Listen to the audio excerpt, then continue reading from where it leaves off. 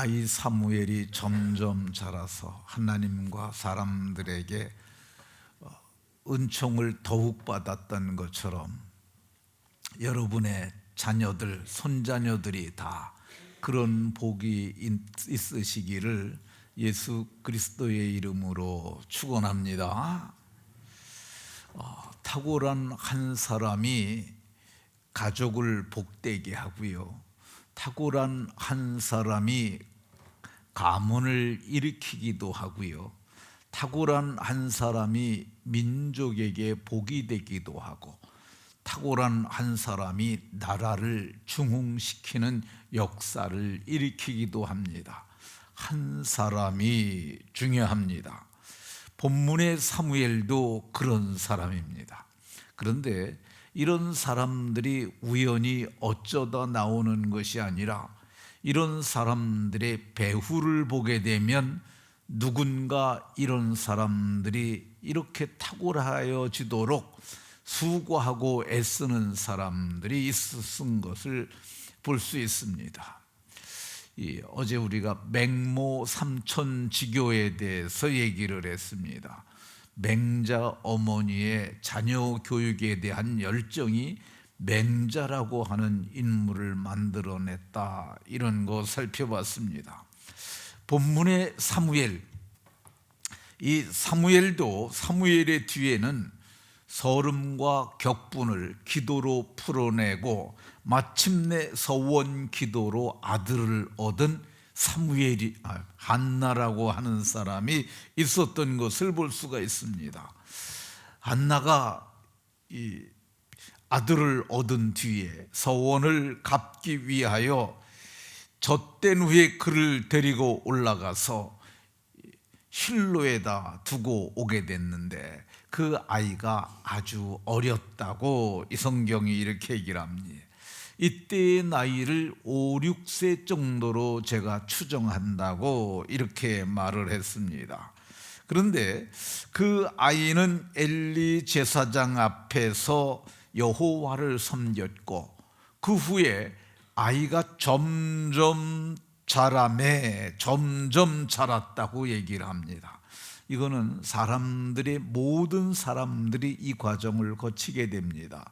그러니까 아이 사무엘이 점점 자라매, 이 본문의 내용으로 보면 아이 사무엘이 점점 자라났던 시기는 우리로 보게 되면 본문의 때를 두고 얘기하는 겁니다. 유초등부 시기로 보여집니다. 유소년의 시기, 그러니까 오늘 우리 초등부 교사들 함께 했잖아요. 그때로 보여집니다. 이 인류 역사 가운데 성년으로 태어난 사람은 아담밖에 없다고 보여져요. 아담은 하나님께서 아기로 태어나지 않게 하셨던 것 같아요. 흙으로 사람을 지으시고 그 코에 생기를 불어넣으시니 사람이 생명이 된지라. 이거는 청년 아담이라고 보여집니다. 그리고 그의 아내 하와도 갈빗대를 취해서 하와를 만드셨다고 얘기를 하잖아요. 그러니까 이런 분들 두 분 외에는 모두가 생물학적 성장을 했던 것으로 보여집니다. 그럼 아이 사무엘이 점점 자라매 이렇게 자랐다고 그러는데 뭐가 자라났을까? 첫 번째로 신체적 성장이 있었던 것으로 보여집니다. 사무엘이 어렸을 적에 세마포 에봇을 입고 여호와 앞에서 섬겼다고 이렇게 말씀합니다. 근데 세마포를 입는데 이 사무엘의 세마포를 누가 만들어 왔느냐?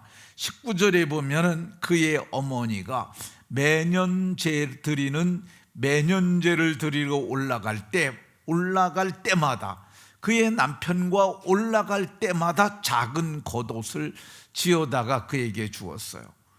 왜 매년 그렇게 지어다 줬습니까?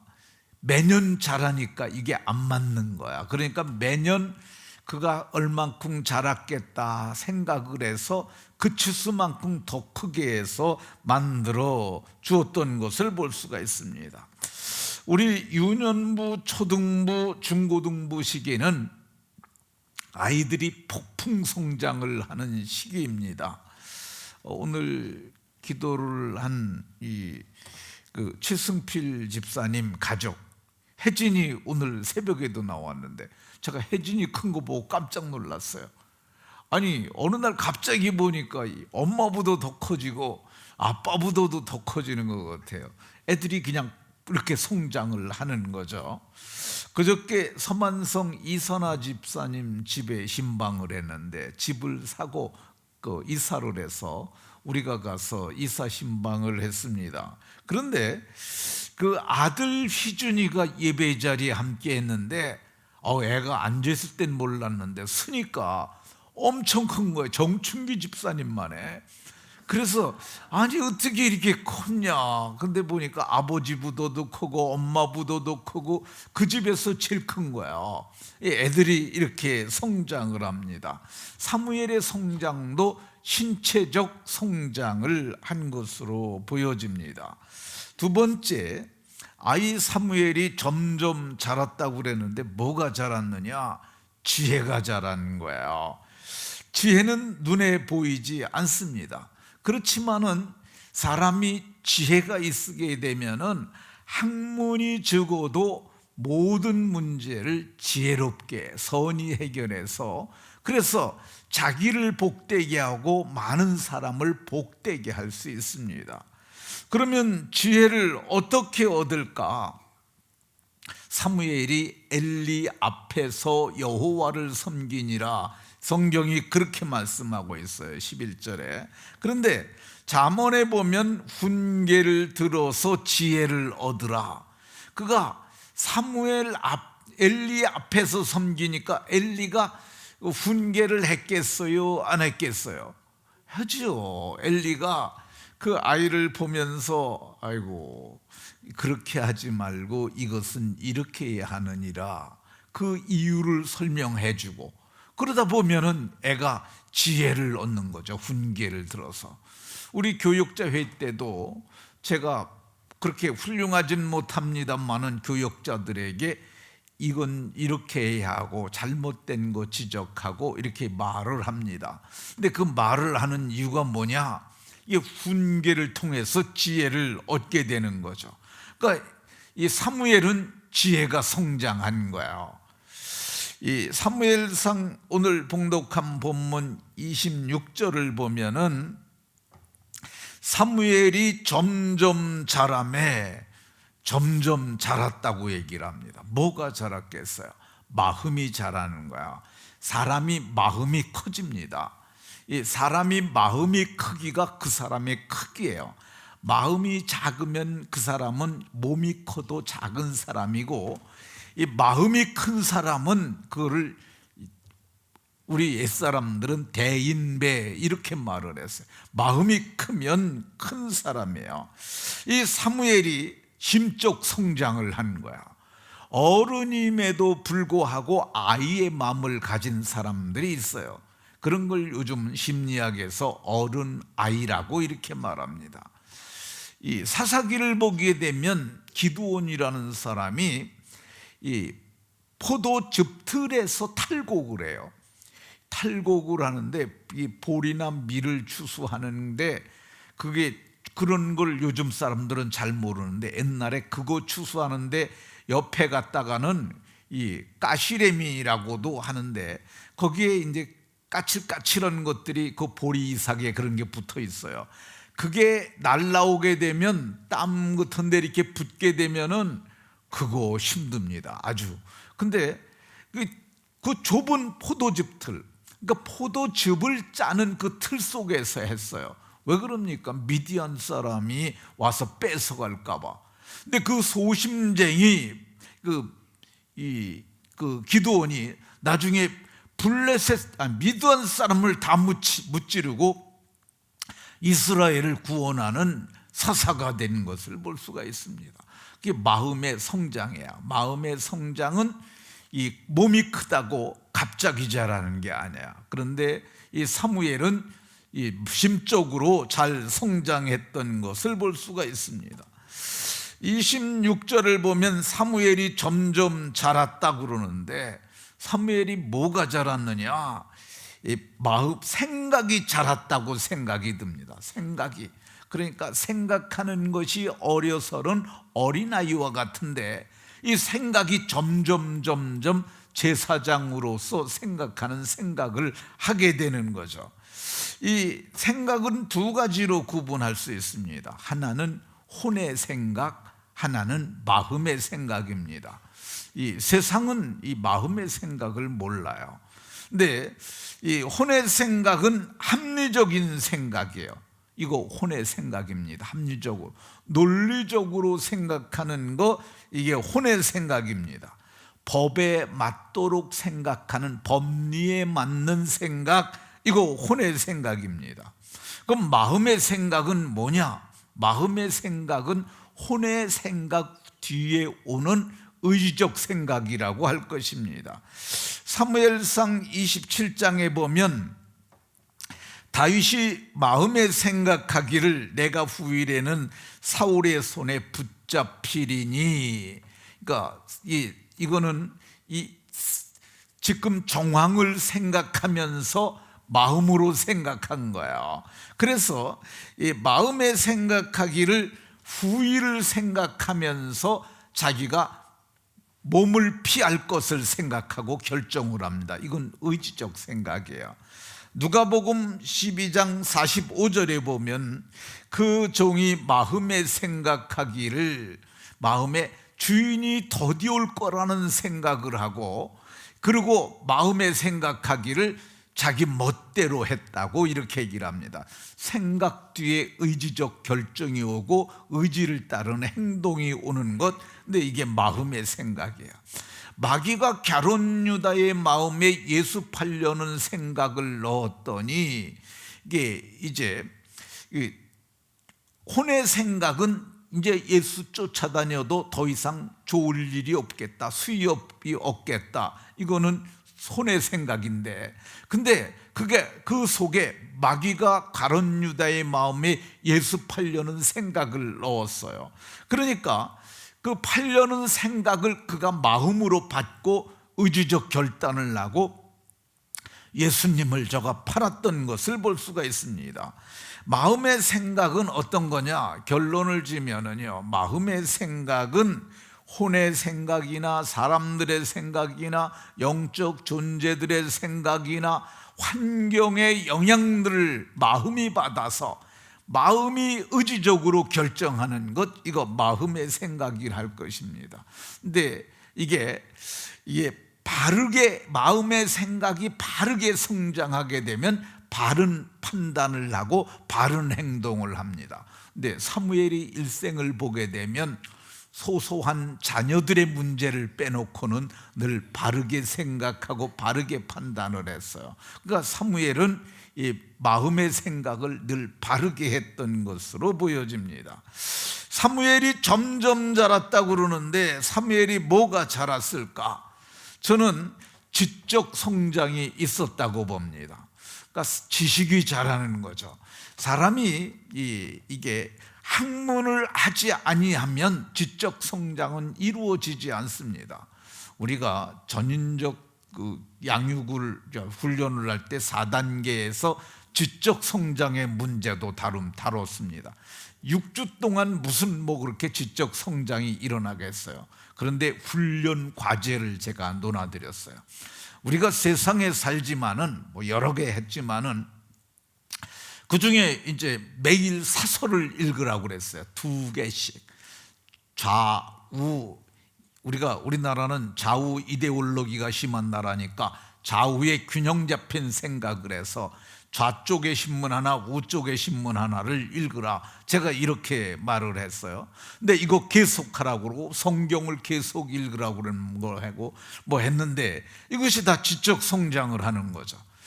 사무엘을 성경을 보게 되면 이 사무엘 상하, 이게 사무엘의 글이라고 봅니다. 근데 사무엘의 글 중에는 사무엘 뒤에 있었던 다윗의 얘기도 나와요. 그러니까 사무엘이 글을 알았으니까 글을 쓰지 않았, 글로 이걸 기록하지 않았겠어요? 그러니까 사무엘이 이 실로에서 그가 심부름만 하고 일만 한 것이 아니라 거기서 글을 배웠던 것을 역대상 29장 29절에 보면 다윗 왕의 행적을 처음부터 끝까지 선견자 사무엘의 글과, 그래 사무엘이 24장까지, 그 뒤에는 나단과 선지자 갓이 기록했다, 보통 뭐 이렇게들 생각하고 있습니다. 그러니까 사무엘은 지적 성장이 있었던 거야. 사무엘이 어떤 성장을 했겠어요? 사역의 성장을 하는 것이죠. 사무엘이 점점 자라매 그랬는데, 그 아이는 엘리 제사장 엘리 앞에서 여호와를 섬기니라. 근데 보면서 배우는 거예요. 보면서 이렇게 직접 가르치지 않아도 엘리 제사장이 하시는 일을 보고, 엘리 제사장만 있었던 것이 아니라 거기에는 홈리와 비느하스도 있었고 그 외에 다른 제사장도, 섬기는 제사장들이 있었을 거예요. 근데 그거를 다 보면서 아, 저렇게 하면 안 되는구나, 홈리와 비느하스의 행적을 보면서 그걸 배우고, 아, 저렇게 하면 맞구나. 그래서 그 모든 선지자의 일을 하면서 섬겼는데, 그 총괄적인 것은 누가 했느냐? 엘리 앞에서. 근데 엘리 앞에서라는 말은 엘리의 면전에서라고 어제 우리가 살펴봤잖아요.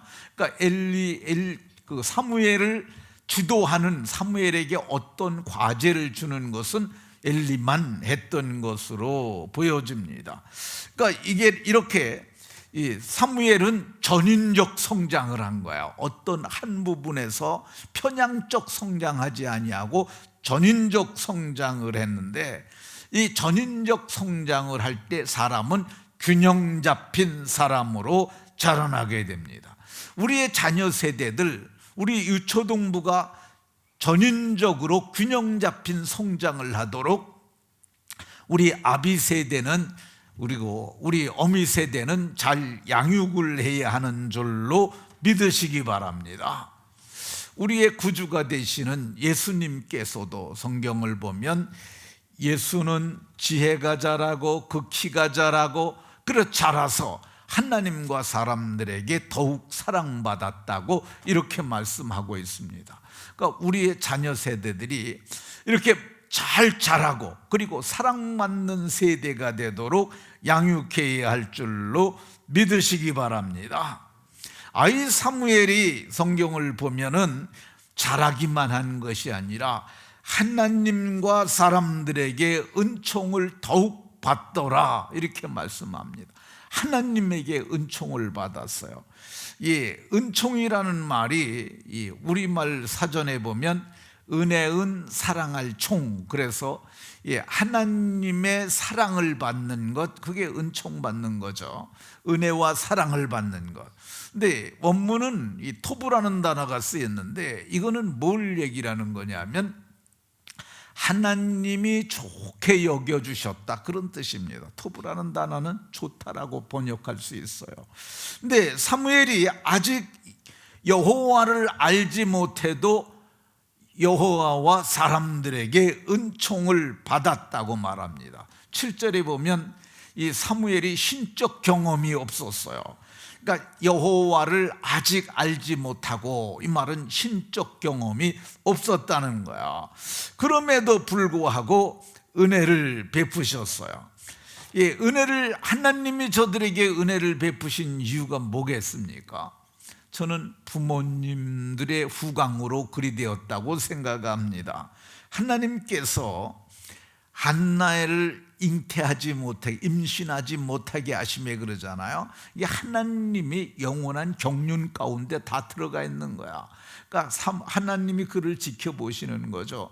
임신하지 못하니까 기도하게 하셨고, 네, 그 정도 갖고 안 되겠으니까 분인날을 붙여주셔서 격분하게 했고, 그래서 더 심하게 기도를 했고, 그리고 나중에는 통곡의 기도를 하게 되고, 입술만 동하고, 그리고 말소리는 들리지 않는 기도를 하고, 심정을 통하는 기도를 하고, 마침내 소원 기도까지 하고, 그리고 그렇게 기도하는 차에 엘리가 그를 보게 하고, 엘리가 네가 기도한 것을 하나님께서 허락하시길 원하노라 그랬더니 그 말을 믿고 돌아가서 남편과 동침해서 아기를 얻었는데, 아기를 낳자마자 이름을 남편이 짓지 않고 남편에게 여보, 내가 하나님께 기도해서 얻은 아들이니 이 아이를 하나님께 기도해서 응답받았으니까 들으심 그 사무엘이라고 하자고 해서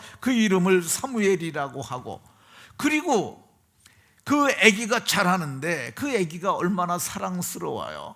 그러니까 젖을 떼자마자, 젖을 떼고 나서 그 아들을 데리고 올라가 가지고, 그래서 남편에게 얘기를 하고 그 아들을 데려다가 성전에 두는 것을 보면서 하나님이 아이고 참 한나가 그 남편 엘가나와 함께 잘 섬기는구나, 그걸 보면서 기뻐하셔서 그 아이에게 은총을 베푸시는 거죠.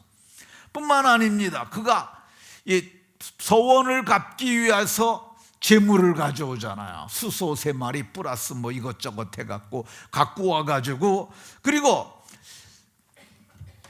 엘리 제사장에 와서 얘기를 합니다. 경위 설명을 다 하고, 나는 여기서 내 주 당신 곁에 서서 여호와께 기도하던 여자라. 내가 이 아이를 기도했더니 하나님이 내게 허락하셨으니까 나도 이제 그를 여호와께 드리고 그게 평생을 여호와께 드리겠다 그러면서 아기를 두고 돌아가는 거야. 그걸 보면서 그 아기를 두고 돌아간 그 모습을 보면서 하나님께서 그 아이에게 은혜를 베푸시는 거죠. 성경은 애비가 잘못하면 저주를 3, 4대까지 이렇게 3, 4대에 이르게 하거니와, 그런데 잘하게 되면은, 부모가 잘하면 어떻게 한다고 합니까? 나를 사랑하고 나의 계명을 지키는 자에게는 1000대까지 은혜를 베푸시느니라. 그러니까 이 한나와 엘가나가 정말 이렇게 하나님을 잘 섬기니까 그 자식들에게 은혜를 베푸는 거야. 자식들이 잘 안 되고 그런 때는 자기 가슴을 좀 쳐야 합니다. 이게 다 제 탓이라고만 그러지 말고 내 탓이라고 자기 가슴을 치면서 회개하여야 다음 세대가 잘 되는 줄로 믿으시기 바랍니다. 아이 사무엘이 사람들에게 은총을 더욱 받았다고 26절에 보면, 하나님께 여호와께로부터 은총을 받았을 뿐만 아니라 사람들에게도 은총을 받았다고 이렇게 얘기를 합니다. 아직 사무엘이 여호와를 알지 못했다고 7절에 말하는데, 그럼에도 은혜를, 사람들에게 은총을 받았다고 이렇게 말씀합니다. 그 이유가 뭐겠어요? 혼자 남은 사무엘을, 성전에 아이는 안 옵니다. 그런데 아이가 하나 있는 거예요. 그러니까 그게 온 이스라엘의 소문이 났겠죠. 그 볼 때마다 아이고 저렇게 어린아이가 혼자 엄마 떨어져 가지고 저렇게 자라네. 그래서 칭찬했을 거예요. 근데 제가 잘하기만 할 뿐만 아니라 너무 그 하나님 앞에도 온전하게 한데 그런 소문이 나지 않았겠어요? 그러니까 갈 적에 먹을 것도 좀 주었을 것이라고 봅니다. 그래서 온 이스라엘이 사무엘을 알게 됩니다. 근데 어른들 중에서도 여호와를 아는 신적 경험이 없음에도 불구하고 그래도 잘 믿는 분들이 있어요. 그러니까 제가 여기서 얘기하는 신적 경험은 성령 체험이나 은사라든가 어떤 이적적인 걸 하나도 본 적이 없음에도 불구하고 잘 믿는 분들, 그 말씀을 믿는 거죠. 예수님께서도 나를 본고로 믿느냐, 보지 못하고 믿는 자는 복되도다 이렇게 말씀합니다. 보지 못하고도 믿는 그런 훌륭한 믿음을 갖는 이 부모 세대가 되고, 그리고 자녀 세대들도 잘 길러내는 은혜가 있으시기 바랍니다. 이 엘리가 사람들에게도 은총을 받았던 이유가 뭐냐? 성경을 보면 그 아이는 제사장 엘리 앞에서 여호와를 섬기니라 이렇게 말씀하고 있습니다. 그런데 사무엘이 거기서 잘했던 것 같아요. 우리 아이들 중에서도 보면은 정말 어른 못지않게 맡은 거 잘하는 아이들이 있어요. 과오 없이, 그러니까 부모 없이 와서 이렇게 섬기는 것을 보고 그 빈자리를 사람들의 은총으로 메워줬던 것을 볼 수가 있습니다. 어려도 여호와를 잘 섬기는 것을 보면서 사람들이 그에게 은총을 베풀었습니다. 말씀을 마치도록 하겠습니다. 우리는 어두워져가는 마지막 한때를 살고 있습니다. 근데 오늘날 세상에서는 세상의 소리, 하나님의 소리가 같이 들려옵니다. 애들이 바르게 성장할 수 있도록, 바르게 점점 자라나갈 수 있도록 저들을 잘 양육하는 거 우리 교사들의 몫입니다. 그리고 우리 먼저 믿은 어미 세대, 아비 세대의 몫입니다. 잘 가르치는, 그래서 잘 세워가는 복된 아비 세대, 어미 세대가 다 되시기를 예수 그리스도의 이름으로 축원합니다. 하나님, 이 새벽에 말씀을 통해서 주의 법을 알게 하시니 감사드립니다. 사무엘이 잘 자라나는 은혜와 복을 주신 것을 감사드립니다. 우리 행전교회의 자녀 세대들도 잘 자라나는 은혜가 있게 하여 주옵소서. 매일 감사함으로 담임 목사가 정혜선 권사님, 정희철 청년, 이승일, 백현주 집사님 하나님 앞에 나왔습니다. 하나님, 예물 드렸습니다. 아버지, 하나님께서 지각에 뛰어나신 하나님의 평강도 주옵소서. 이숙 집사님 11조와 감사 예물 드렸습니다. 아버지, 기뻐 받으시고 저의 섬김을 따라서 긍휼에 풍성하신 은혜를 크게 더하여 주옵소서. 범사에 감사한 마음을 담아서 또 정춘기, 김계성 집사님도 하나님 앞에 감사함으로 예물 드렸습니다. 그리고 1000번째 소원을 담아서 두 분이 드렸습니다. 기뻐 받으시고 복 주옵소서. 간구가 연락되는 아름다운 은총의 새벽이 되게 하여 주옵소서. 예수 그리스도의 이름으로 기도하옵나이다. 아멘.